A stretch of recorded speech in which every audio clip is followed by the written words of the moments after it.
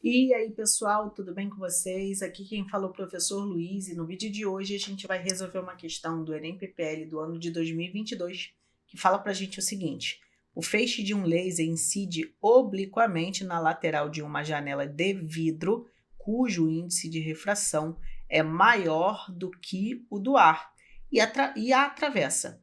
Uma representação esquemática dessa situação utiliza linhas pontilhadas para demonstrar a trajetória que o feixe teria caso não sofresse a refração, e as linhas contínuas com setas para mostrar a trajetória realmente seguida pelo feixe.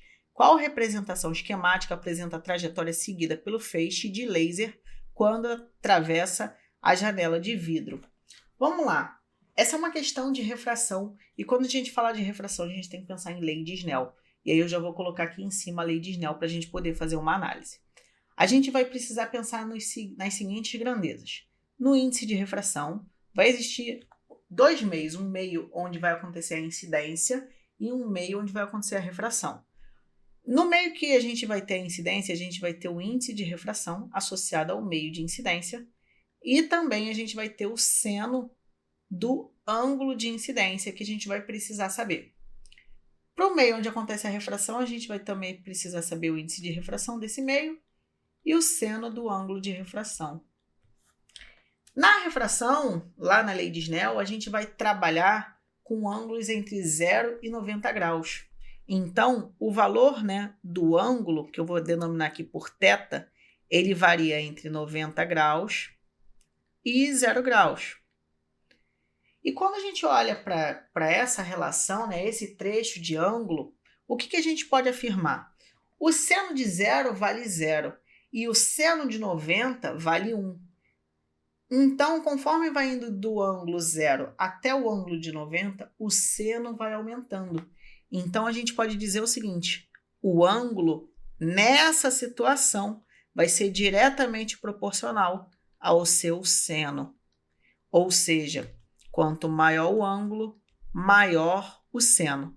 Quanto menor o ângulo, menor o seno. Luiz, é sempre assim?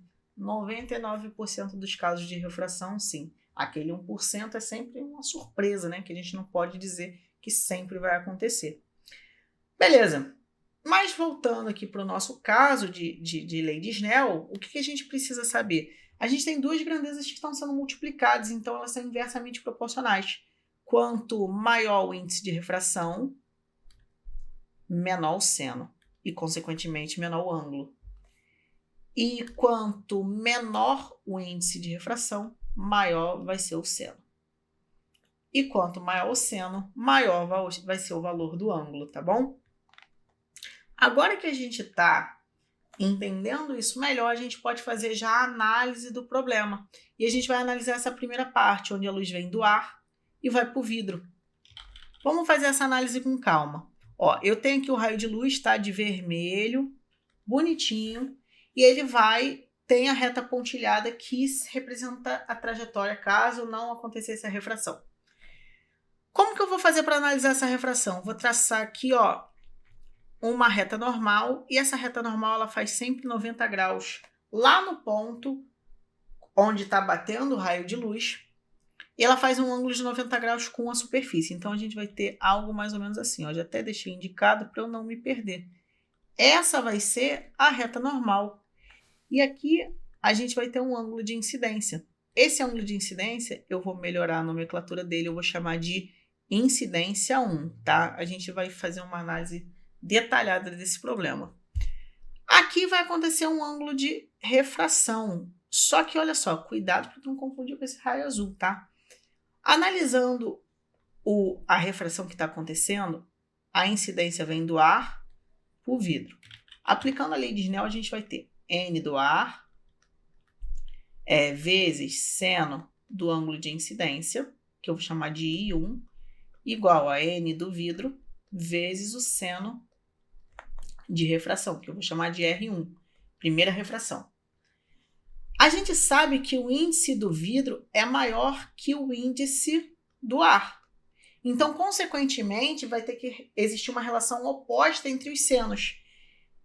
O seno de refração né, que está aqui do lado do vidro, tem que ser menor do que o seno de incidência, né? Consequentemente, o que a gente pode afirmar? A relação entre os senos é diretamente proporcional aos ângulos. Então, o ângulo de refração ele é menor que o ângulo de incidência. Beleza? Você poderia já partir desse pressuposto direto, tá? Mas eu estou fazendo aqui bem mastigadinho. Maior índice de refração, menor ângulo. Menor índice de refração, maior ângulo. Ou seja, o índice do vidro tem o maior índice de refração. Então, a grandeza ao lado dele vai ser menor. Então, o ângulo de refração vai ser o menor. Sacou? Então, eu vou desenhar um raio de luz que ele seja com um ângulo menor. Eu vou desenhar ele aqui, ó. Vou desenhar mais ou menos na metade do caminho para a gente poder entender. Então, a gente tem algo mais ou menos assim, ó. E aqui a gente tem o nosso ângulo R1. Ok, agora que a gente fez esse desenho, a gente pode dar uma analisada em quais opções a gente pode excluir. E aí, pensando nisso, eu vou lá nas alternativas para a gente ver o que a gente pode excluir. Vou dar um zoomzinho, tá? Para a gente poder enxergar melhor. Olha aí o zoomzinho. E olha só o que a gente vai ter. Se você parou para olhar com muito carinho, ó, vou voltar lá de novo, rapidão.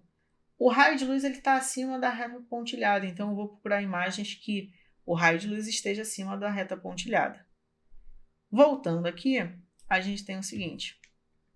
A letra E, ela já vai para o brejo, porque o raio de luz está abaixo da reta pontilhada, e não foi isso que a gente encontrou. A letra D segue o mesmo raciocínio. E tem uma outra opção que eu quero excluir aqui com vocês, que é a letra B. A letra B, a gente tem aqui que não tem um desvio do raio de luz. Se tem, é imperceptível. Então, não tem um desvio de raio de luz. E a gente sabe o seguinte, ó, tem uma reta normal que faz um ângulo de 90 graus com a superfície de contato. Então, como os índices de refração são distintos, né, porque são meios diferentes, obrigatoriamente o ângulo de incidência tem que ser diferente do ângulo de refração. Só não seria igual se o raio de luz viesse na mesma direção em sentido da reta normal, o que não acontece. Então, por não existir desvio aqui, a letra B tá errada. Ela não pode ser a resposta. E a gente vai ficar entre a letra A e a letra C, mas vamos olhar o problema aqui, já da letra A e da letra C, para a gente poder fazer uma análise mais criteriosa. Já deixei até um spoiler aqui do que eu estava analisando, mas não tem problema. Olha só, deixa eu sair da frente, jogar para o lado. E se a gente traçar uma reta normal aqui, ó, nas duas situações, o que a gente vai ter? A gente tem aqui o ângulo de incidência e aqui o ângulo de refração. Nas duas situações, o ângulo de refração ele é maior. Então, fazer essa mesma análise que a gente fez não vai ser muito útil, porque o que a gente sabe? Vamos só lembrar que, pelo fato do índice do vidro ser maior que o índice do ar, o ângulo associado ao vidro tem que ser menor que o ângulo associado ao ar. Beleza? Vem lá daquela relação de seno e tudo mais. O ângulo do ar já está sendo maior do que do vidro. E aí? Qual opção a gente marca? Anula a questão? Calma que tem como analisar isso. E como que a gente vai analisar essa situação que parece improvável, já que ele não deu número pra gente, né? Socorro! Vamos lá, deixa eu só o negócio aqui funcionar bonitinho. E eu vou mostrar para vocês como que a gente vai fazer essa análise. Eu vou fazer o seguinte, na primeira situação, né, matematicamente, o que a gente vai ter? Eu vou jogar essas relações aqui para esquerda e eu vou me concentrar nessa parte aqui da lei de Snell para a gente poder ver o seguinte.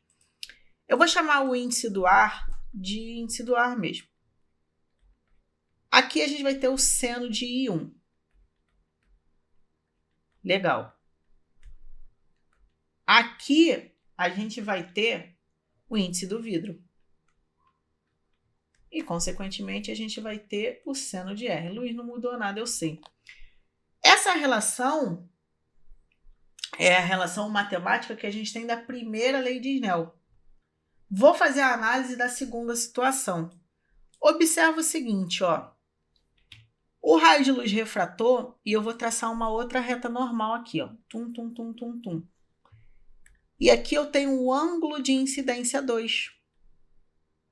Só que ele é alterno interno. Observa aqui, ó, um alterno interno. Bonitão pra gente. Se é um alterno interno, a gente pode afirmar que o I2 é igual ao R.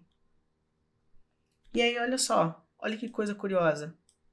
Pela lei de Snell, a gente vai ter os índices vão ser vidro e ar. Então, a gente vai ter o N do ar vezes o seno de refração. Essa refração vai ser a refração 2. E aí, a gente vai ter o índice do vidro. E o índice do vidro vai estar associado ao seno de incidência 2. Porque está incidindo aqui no vidro e está refratando no ar dessa vez. Só que o índice de incidência 2 é igual ao primeiro ângulo de refração, R1. Então, eu posso trocar o I2 por R1. Então, olha só, você tem o seguinte. Eu vou trocar esse I2 por R1. Então, eu vou ter aqui seno de R1. Ué, Luísa, que coisa é essa, cara? Se tu tem seno de R1, NV, quem tem que ser esse cara aqui, jovem? Olha aqui. Tu tem NV e seno de R1. NV seno de R1. Então, a gente pode afirmar que aqui tem que ser o seno de I1. Ou seja, o ângulo de incidência vai ser igual ao ângulo de refração da segunda situação.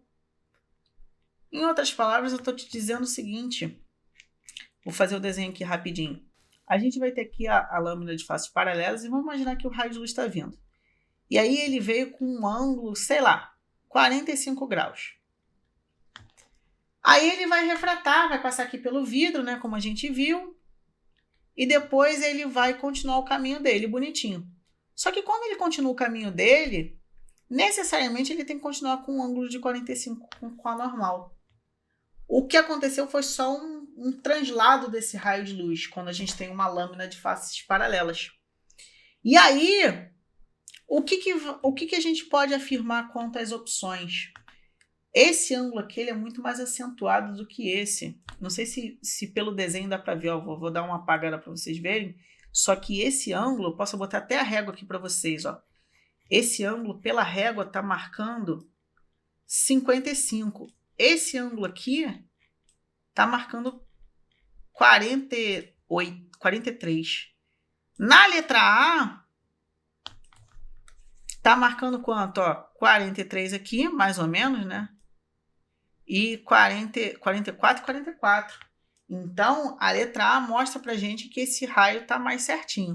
Ah, Luiz, mas não tem um transferidor na hora da prova. Eu sei, tu vai ter que ir no olhômetro. Então, a letra C está errada justamente porque os ângulos são diferentes do começo e do final do problema. Eu não sei se eu fui muito enrolão nessa questão, gente, mas eu quis fazer ela bem detalhada, né? O negócio não quer colaborar comigo.